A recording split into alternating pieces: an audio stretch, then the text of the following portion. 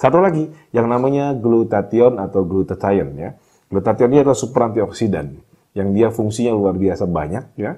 Dan antioksidan lainnya yang seperti vitamin A, vitamin C, vitamin E ternyata tidak bisa masuk ke dalam membran sel tanpa bantuan dari glutathione ini. Makanya glutathione ini bekerja dalam tubuh membantu penyerapan vitamin A, C, dan E sehingga dia wajar kalau disebut sebagai the super antioksidan atau the mother of antioksidan. Dia diproduksi dalam hati kita, ya tiap hari hati kita memproduksinya, dan ada pendapat dari Frederick Gollan bahwasanya dia juga berfungsi sebagai anti racun dan disebutkan jika tubuh kita bisa hancur akibat kerusakan radikal bebas ya atau racun-racun karena kekurangan glutathione ya. Nah, glutathione kita punya gugus estiol yang bisa mengikat racun dan mengeluarkannya serta sangat aman karena dia hasil dari fermentasi torula atau ganggang laut ya, dan menurut US FDA ini kategorinya GRAS. GRAS itu makanan. Nah, kita juga izinnya adalah POM MD, makanan dalam negeri, yang sehingga ini dikatakan sangat aman ya. Nah, kemudian dari konsep pemasarannya, ternyata dia bisa sebagai antioksidan, juga sebagai detox atau mengeluarkan racun dari tubuh kita, juga anti mabuk, pemutih kulit, pelangsing, dan juga suplemen hati. Nah, jadi luar biasa. Nah, khusus untuk detoxnya, ternyata glutathione di tubuh tiap hari bekerja detox atau mengeluarkan racun. Dan ternyata bertambahnya usia, glutathione di tubuh kita berkurang. Plus dia bekerja tiap hari mengeluarkan racun dari mana saja, contohnya polusi ya, polusi udara, polusi asap mobil, asap motor, asap rokok, asap kebakaran hutan, dan lain sebagainya. Termasuk juga dari diet ya, atau makanan kita ternyata berbagai masalah yang ada di makanan kita, contohnya adanya pengawet, pewarna, bahkan pestisida ya, karena petani semprot sayur, buah, dan padi pakai pestisida dan kita tiap hari konsumsi, tentu kita kebagian pestisidanya. Kemudian juga dari obat-obatan.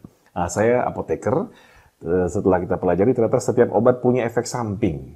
Dan efek samping ini luar biasa, ya harus kita hati-hati. Contohnya, kalau Anda pusing, demam, biasanya konsumsi paracetamol. Nah, ternyata jangka panjang, paracetamol bisa menimbulkan kerusakan hati dan ginjal. Nah, itu baru contoh satu ya, belum yang lainnya.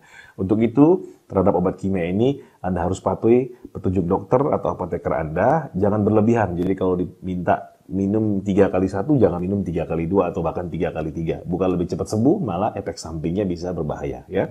Kemudian juga dari yang namanya infeksi virus bakteri, meninggalkan racun dalam tubuh kita namanya toksin. Ya.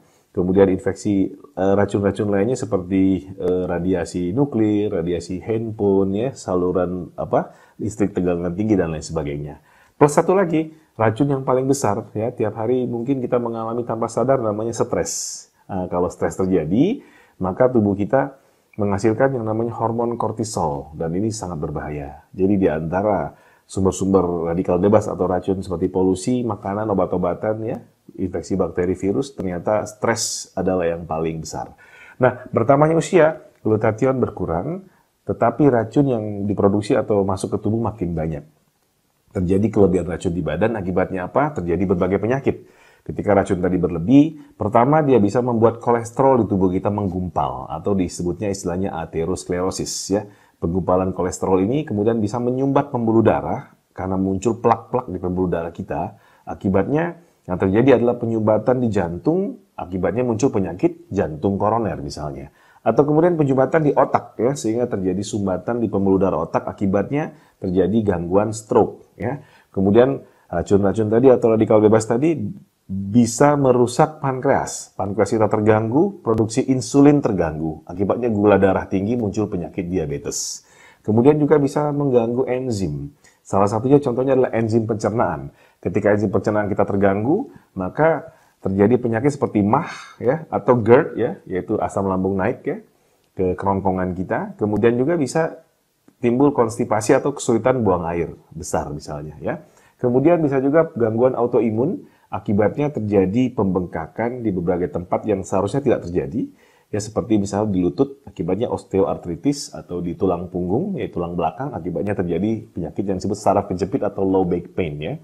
Kemudian juga bisa gangguan pada kulit autoimun ini sehingga muncul yang namanya psoriasis atau gangguan pada darah, sehingga terjadi yang namanya lupus. Ya. Nah, kemudian bisa juga pada wanita, terutama gangguan hormon. Gangguan hormon ini menimbulkan gangguan misalnya pada menstruasi. Misalnya mensnya jadi sakit ya, atau nyeri, namanya dysmenorrhea. Kemudian bisa gangguan mens sehingga tidak mens sama sekali. Bukan menopause tapi seperti mampet. ya, seperti tersumbat gitu. Kemudian bisa juga mensnya jadi lama, 2 minggu belum selesai mens juga. Nah, kemudian juga bisa muncul kista atau miom pada rahimnya. Kemudian juga bisa muncul gangguan kehamilan. Jadi suami istri nikah bertahun-tahun belum punya keturunan. Bisa juga gangguan pada keputihan ya, atau muncul juga gangguan misalnya kanker atau tumor payudara. Nah, pada anak-anak bisa menimbulkan alergi, panas, demam ya. Racun-racun tersebut kalau pada laki-laki dewasa biasanya menimbulkan stamina yang makin lama, akibatnya stamina makin turun ya.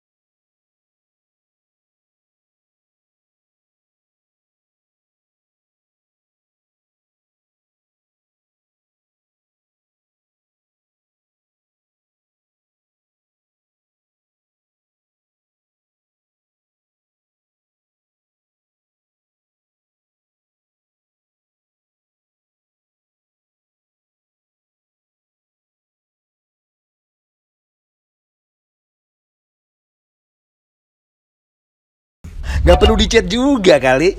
Minum MyGluta dengan L-glutathione, kolagen, dan vitamin C. Temukan keajaiban dalam diri Anda setiap hari.